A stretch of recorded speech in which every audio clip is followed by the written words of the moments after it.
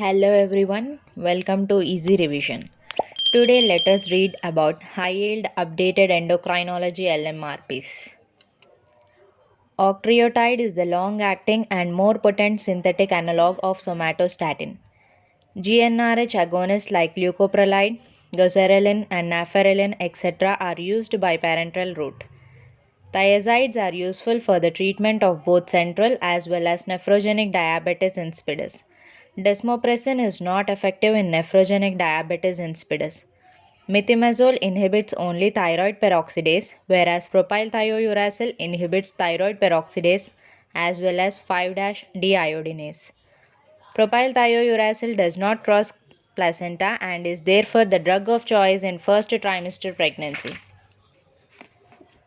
Iodides inhibit the secretion of thyroid hormones in the circulation and therefore are the fastest acting antithyroid drugs. Thyroid peroxidase inhibitors are delayed acting because their action manifests only when the already stored pool of thyroid hormones is utilized. Iodine 131 takes more than 3 weeks to manifest their action. Use of radioactive iodine is contraindicated in pregnancy.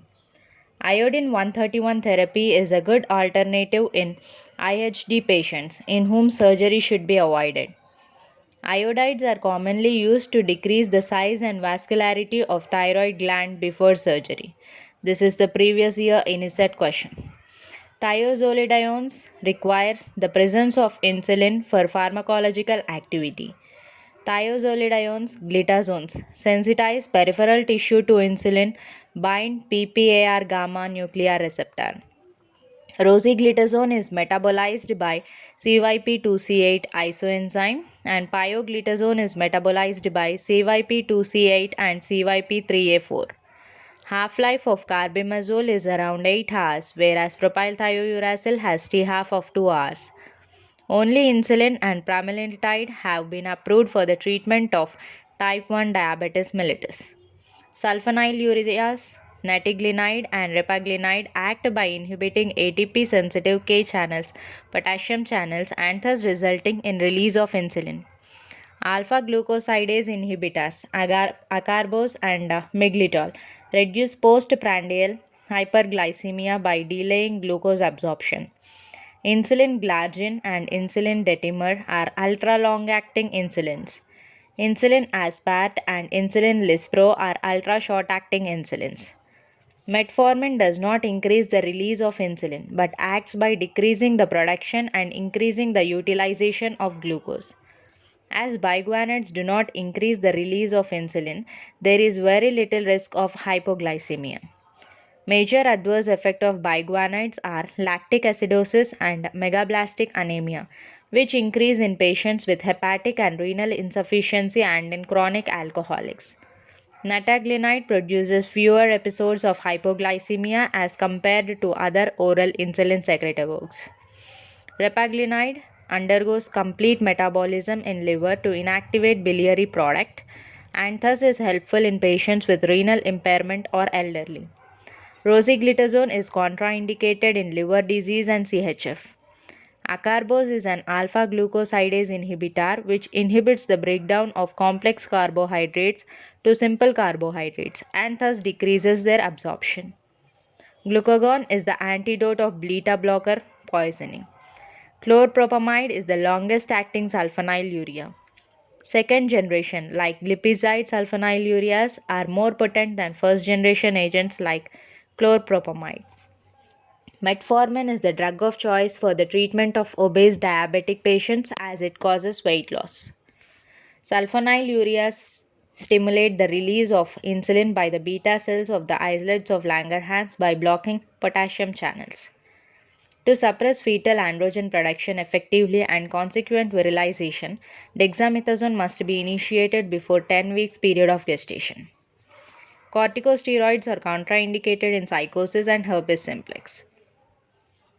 Ointment bases tend to give better activity to the corticosteroids than do cream or lotion vehicles. Betamethasone is most potent and hydrocortisone is least potent topical steroid. If used for more than 2 weeks, corticosteroids can lead to HPA axis suppression.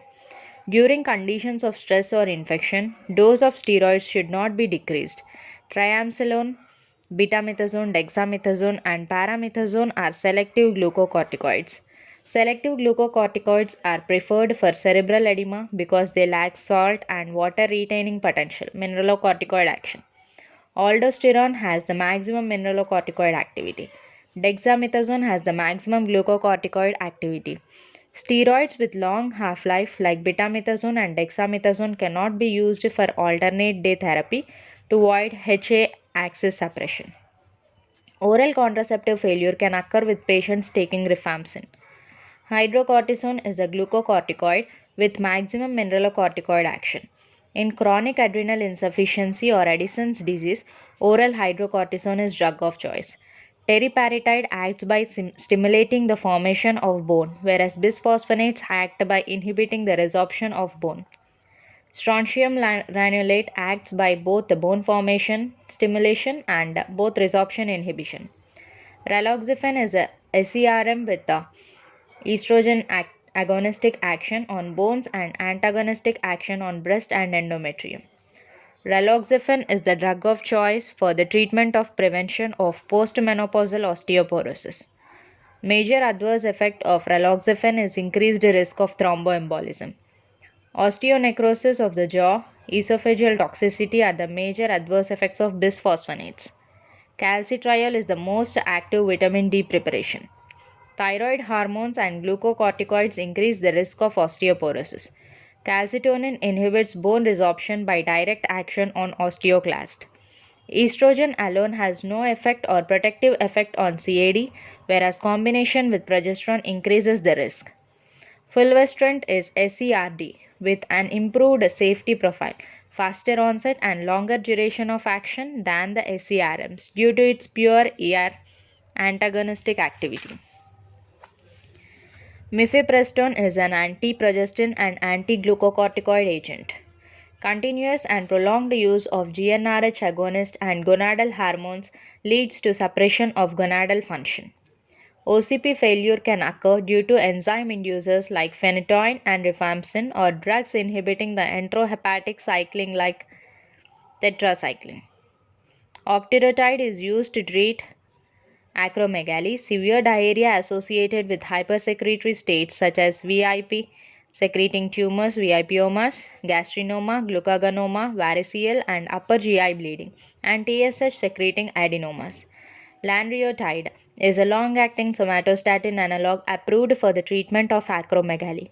Adverse effects of octreotide include nausea, cramps, increased gallstone formation, as well as both hypo and hyperglycemia. Levonorgestrel alone or in combination with ethinyl estradiol can act as emergency contraceptive. Norplant and DMPA are long-acting contraceptive methods. Triptorelin, a decapeptide that is more potent than GnRH. Nafarelin is used for the management of endometriosis and central precocious puberty. Bromocriptine acts as an agonist of dopamine D2 receptors and an antagonist of D1 receptors. Cabergoline is the potent D2 agonist with greater D2 selectivity. Cabergoline is more effective in reducing hyperprolactinemia than bromocriptine and has a long half-life that permits twice weekly dosing. Corticotropin is used diagnostically to discriminate between pituitary or ectopic sources of ACTH production and to differentiate between hypothalamic, hypophyseal, or primary adrenal disease. Growth hormone is used for the replacement therapy in children with GH deficiency before epiphyseal closure. Pegvisomant is a growth hormone receptor antagonist used specifically for the treatment of acromegaly. Menotropins are isolated from the urine of postmenopausal women and contain a mixture of LH and FSH. HCG can be used in both men and women to stimulate gonadal steroidogenesis in cases of LH insufficiency. Desmopressin is the most effective treatment for severe diabetic insipidus, but it is not effective in the nephrogenic form of the disease. The vaptans are non-peptide antagonists of vasopressin receptors. Oxytocin can cause uterine rupture and should not be used after uterine surgery or if signs of fetal distress are present. The most potent natural estrogen is 17 alpha estradiol. All estrogens are extensively metabolized in the liver and are conjugated to be later excreted by urine and enterohepatic circulation. Danazol is a testosterone derivative with anti-androgen and anti-estrogenic activity. Danazol is used to inhibit ovarian function, treat endometriosis and fibrocystic disease of the breast. Danazol is contraindicated in pregnant women or in patients with hepatic disease. Clomiphene is used to treat infertility in cases of anovulation in women with an intact hypothalamic pituitary axis and sufficient production of estrogen. Fulvestrant is used to treat women with progressive breast cancer after tamoxifen has failed. Mifepristone acts as a competitive antagonist of progesterone and glucocorticoid receptors and is used to induce medical abortion in the first trimester. Breakthrough bleeding is more common with progesterone only pills. Ovarian carcinoma risk is decreased by oral contraceptives due to progestin components. Tamoxifen acts as estrogen receptor antagonist in the breast tissue and as partial agonist in uterus, bone, liver, and pituitary. Tamoxifen response is better in ER positive breast cancers. Both oxytocin and ADH are synthesized within the nerve cell bodies in supraoptic and paraventricular nuclei of hypothalamus. Isoxaprine and retardin are selective beta-2 agonists useful as tocolytic agent for arresting labor with pulmonary edema as a major adverse effect. Teriparatide is a recombinant PTH used for the treatment of osteoporosis. Estrogen can result in suppression of libido, gynecomastia, and feminization as adverse effects when given to male. Oral contraceptives are contraindicated in cardiovascular disease, thromboembolic disease, estrogen dependent or estrogen responsive cancer, impaired liver function, undiagnosed bleeding, and migraine. Anti-androgens are useful in the treatment of prostatic carcinoma and are highly efficacious when combined with long-term GnRH agonist therapy. Glucocorticoids lead to negative nitrogen balance and increase in kaliuresis, gluconeogenesis, as well as fatty acids and ketone body formation. Meterapone is used diagnostically to assess adrenal and pituitary function. Aminoglutamide is used for treating hyperadrenalism due to adrenal carcinoma or CAH.